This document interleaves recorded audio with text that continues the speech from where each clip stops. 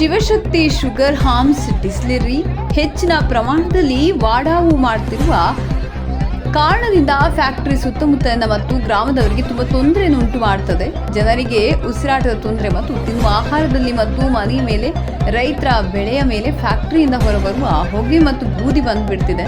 ಇಷ್ಟಲ್ಲದೇನು ಬಾಯ್ಲರ್ಗಳನ್ನು ಹೆಚ್ಚುವರಿ ಪ್ರಮಾಣದಲ್ಲಿ ವಾಡಾವು ಮಾಡುತ್ತಿರುವ ವಿಷಯ ಗೊತ್ತಾಗಿ ಅಲ್ಲಿನ ಜನರು ಮತ್ತು ರೈತರು ತಮ್ಮ ಸಮಸ್ಯೆಯನ್ನು ಸಾರ್ವಜನಿಕರೇ ಸಲಹೆಯನ್ನು ಪಡೆದುಕೊಳ್ಳಲು ಬಂದಿರುವಂತಹ ಸಂಬಂಧಪಟ್ಟಂತ ಅಧಿಕಾರಿಗಳಿಗೆ ತಿಳಿಸಲು ಒಳಗಡೆ ಹೋಗುವಾಗ ಅಲ್ಲಿನ ಫ್ಯಾಕ್ಟರಿ ಸಿಬ್ಬಂದಿಗಳು ಅಲ್ಲಿ ಬಂದಿರುವ ರೈತರು ಮತ್ತು ಜನರಿಗೆ ಗೂಂಡಾವರ್ತನೆ ರೀತಿಯಲ್ಲಿ ಅವರ ಜೊತೆ ವರ್ತನೆ ಮಾಡಿದ್ರು ಮತ್ತು ಫ್ಯಾಕ್ಟರಿ ಸುತ್ತಮುತ್ತಲಿನ ಜನರು ಮತ್ತು ರೈತರು ತಮ್ಮ ಆಕ್ರೋಶವನ್ನು ಹೊರಹಾಕಿದ್ರು. ಮತ್ತು ಫ್ಯಾಕ್ಟರಿ ಮಾಲೀಕರಾದಂತಹ ಡಾಕ್ಟರ್ ಪ್ರಭಾಕರ್ ಕೋರಿ ಅವರು ರೈತರ ಜೊತೆ ತುಂಬ ಕ್ರೂರವಾಗಿ ಮಾತನಾಡಿದರು.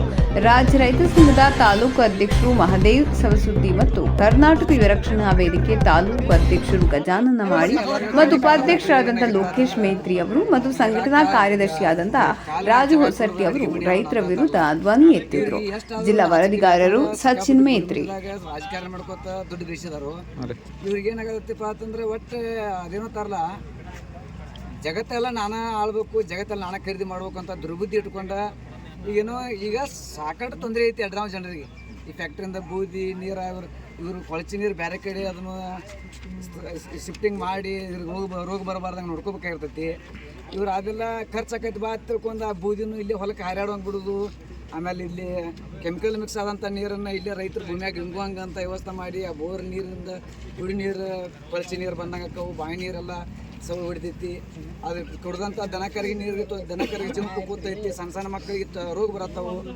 ಇಷ್ಟೆಲ್ಲ ಇದ್ದು ಎಲ್ಲ ಗೊತ್ತಿದ್ದು ನಾವು ಅನ್ಯಾಯ ಮಾಡೋದು ಗೊತ್ತಿದ್ದು ಇನ್ನೂ ಅನ್ಯಾಯ ಮಾಡಕ್ಕೆ ನೋಡ್ತಾರಂದ್ರೆ ಇವ್ರೇನು ಮನುಷ್ಯರ ತನ್ನಕ್ಕೆ ನಮಗೆ ಬಾಯಿ ಎತ್ತಂಗಿಲ್ಲ. ಯಾಕಂದರೆ ಇದೊಂದು ಮೃಗ ಸ್ವರೂಪ, ಮೃಗದ ಬುದ್ಧಿ ಅವ್ರು. ಯಾಕಂದ್ರೆ ಜನರ ಗೋರಿ ಮ್ಯಾಗನ, ರೈತರ ಗೋರಿ ಮ್ಯಾಗ ನಾವು ಸಾಹುಕಾರಿಕೆ ಮಾಡಬೇಕು, ಇನ್ನೂ ದೊಡ್ಡ ಫ್ಯಾಕ್ಟ್ರಿ ಕಟ್ಟಬೇಕು. ಸುಮ್ಮನೆ ರಾಯಬಾಗ ತಾಲೂಕನ್ನು ಒಂದು ಖರೀದಿ ತೊಗೊಂಡ್ಬಿಟ್ಬಿಡ್ರಿ ನೀವು. ಯಾಕಂದ್ರೆ ಈ ತಾಲೂಕಿನ ಮಂದಿನೆಲ್ಲ ಬೇರೆ ಕಡೆ ನೋಡ್ರಿ ನೀರು ಹೆಂಗದವು, ಬೋರಿನ ನೀರು ಇವು ಕಾಣ್ತಾವು. ಇದು ನೀರು ಬೇರೆ ಕಡೆ ಶಿಫ್ಟ್ ಮಾಡಿ ಬೇರೆ ಕಡೆಯಿಂದ ಚಲುವಂಥ ವ್ಯವಸ್ಥೆ ಮಾಡಿ ಈಗ ಕುಡಿ ನೀರು ತೊಂದರೆ ಆಗಬಾರ್ದಂಗೆ ಬೋರಿಗೆ ಬಾವಿಗೆ ಆಗಬಾರ್ದಂತ ರೈತರನ್ನು ಕಾಪಾಡ್ರಿ ಅಂದ್ರೆ ನಿಮ್ಗೆ ಬೆಳೆನೂ ಚಲೋ ಬರ್ತಾವೆ. ಯಾಕಂದ್ರೆ ರೈತರು ಹೊಲ್ದಾಗ ಕಬ್ಬು ಬೆಳೆದ್ರನ್ನ ನಿಮ್ಮ ಫ್ಯಾಕ್ಟ್ರಿಗಳು ನಡೀತಾವ. ಈ ಸುಮಾರು ಈಗಾಗಲೇ ರಾಯಬಾಗ ತಾಲೂಕಿನಾಗ 3 ಫ್ಯಾಕ್ಟ್ರಿ ಅದಾವೆ, ಚಲೋ ಅದಾವು. ಅಳಗೋಡಿ ಫ್ಯಾಕ್ಟ್ರಿ ಚಲೋ ಐತಿ, ರಾಯಬಾಗ ಶುಗರ್ಸ್ ಅದು ಚಲೋ ಐತಿ, ನಿಮ್ಮದು ಚಲೋ ಐತಿ. ಇದಟ್ ರೈಸ್ ನಿಮ್ಮ ಮನಸ್ಸಿಗೆ ತೃಪ್ತಿ ಪಡ್ಕೊಂಡ ಇದಟ್ ಮಾಡ್ಕೊಂಡು ಇದನ್ನ ಬೂದಿ ನೀರು ಹೊರಗೆ ಶಿಫ್ಟ್ ಮಾಡಿರಿ ಅಂದ್ರೆ ರೈತರು ಉಳಿತಾರು, ನಿಮ್ಮ ಫ್ಯಾಕ್ಟ್ರಿನೂ ಉಳಿತಾವು. ಯಾಕಂದ್ರೆ ನಿಮಗೂ ರೋಗ ರುಜಿ ಬರೋಂಗಿಲ್ಲ. ರೈತರಿಗೆ ತ್ರಾಸ ಮಾಡಕೈತ್ರಿ, ನಿಮ್ಗೆ ಎಲ್ಲರಿಗೂ ಶುಗರ BP ಬರೋಣ. ಯಾಕಂತಂದ್ರೆ ನಿಮ್ಗೆ ರೈತರ ಶಾಪ, ರೈತರ ಮಕ್ಕಳ ಶಾಪ, ಮೂಗ ಜನಾವರ ಶ್ರಾಪ ನಿಮ್ಗಂತೂ ಕಟ್ಟಿಟ್ಟು ಬುತ್ತಿ. ಈಗಾಗಲೇ ಎಷ್ಟೋ ತ್ರಾಸ ಅನುಭವಿಸಿದ್ರಿ, ರೈತರು ಹೊಟ್ಟೆ ಉರಿಸಿದ್ರಿ. ಉರಿಸಿದ ಕಾಲಕ್ಕೆ ನಿಮ್ಗೆ ಅದಾವ ಗೊತ್ತದ ನಿಮಗೆಲ್ಲ.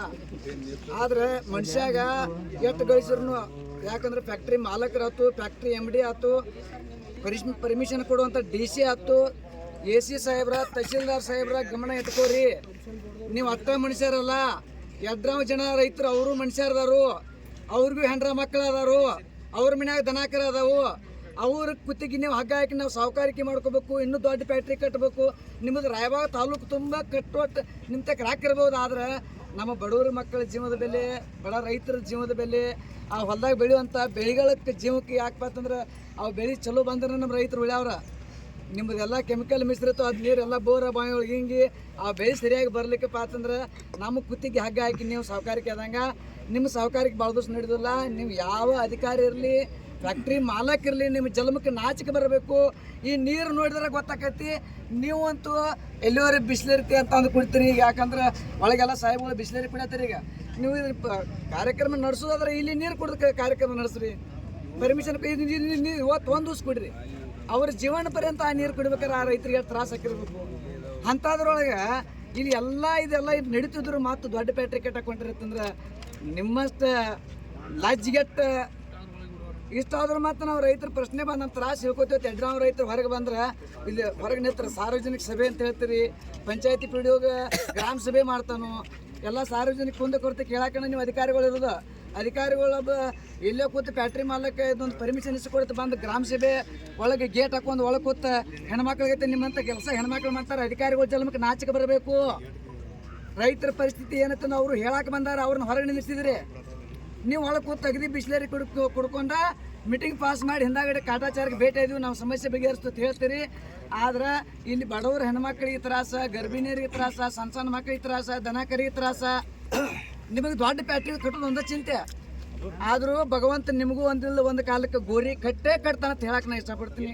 ಕರ್ನಾಟಕ ರಾಜ್ಯ ರೈತ ಸಂಘ ಒಳಗೆ ಏರಿ ಅಕಸ್ಮಾತ್ ಬಿಡಲಿಲ್ಲಪ್ಪ ಅಂತಂದ್ರೆ ನಿಮ್ಮ ಫ್ಯಾಕ್ಟ್ರಿ ಮಾಲಕ್ ನಮ್ಮನ್ನ ಕೇಸ್ ಮಾಡಿ ಒಳಗೆ ಹಾಕಿದ್ರು ರೀತಿ ಗೇಟ್ ಮುಗಿದ್ರು ಒಳಗೆ ಹೋಗ್ತೀವಿ. ದಯವಿಟ್ಟು ಯಾವ ಫ್ಯಾಕ್ಟ್ರಿಗೆ ಸಂಬಂಧಪಟ್ಟಂತ ಸಾಹೇಬ್ ಉಳಿದ್ರಿ ಹೊರಗೆ ಲಘು ಕರೆಸಿ ನಮ್ಮನ್ನು ಒಳಗೆ ಬಿಡುವಂಥ ಕೆಲಸ ಮಾಡೋದು.